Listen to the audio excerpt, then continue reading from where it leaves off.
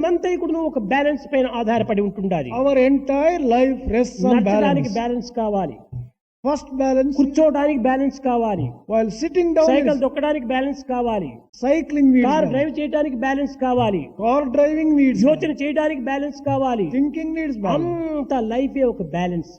Life is based upon balance. ఈ balance ఈనాడు తప్పిపోయింది. If there is a little imbalance, కారణం ఏమిటి? why is the మితిమీరిన తెలివి పెరిగిపోయింది.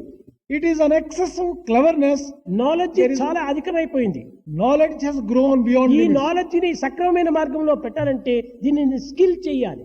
If you want to properly use knowledge, it has to be converted into skill. ఈ knowledge ని skill చేసినప్పుడే బ్యాలెన్స్ సక్రమంగా ఉంటుంటుంది. When you convert knowledge into skill, there కానీ is balance. దురదృష్టవశాత్తు ఈనాటి యువకులు నాలెడ్జ్ ని కిల్ చేస్తున్నారు, దానివల్లే బ్యాలెన్స్ తప్పిపోయింది. But unfortunately, today's youth are killing knowledge, therefore the balance is kill disturbed. చేస్తున్నారు.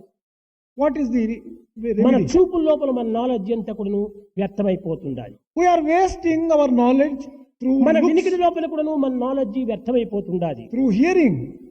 We are నీ wasting మాటల చేతను నాలెడ్జ్ వ్యర్థమైపోతుండాలి. through excessive talk, నీ తలపుల చేతను నాలెడ్జ్ వ్యర్థమైపోతుండాలి. through excessive thinking.